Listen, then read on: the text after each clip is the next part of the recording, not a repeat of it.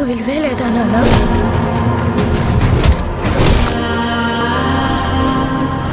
మనల్ని ఎంత హింసించి మన కష్టాన్ని దోచుకుంటున్నారు. ప్రతివాడిని వాడి పైవాడు దోచుకుంటాడు.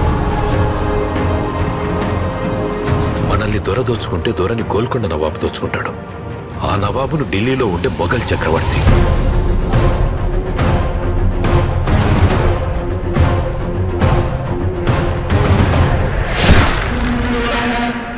మన పైనున్న ఈ దొంగలందరినీ దోచుకోవడానికి ఆ భగవంతుడు ఖచ్చితంగా ఒకరిని పంపిస్తాడు.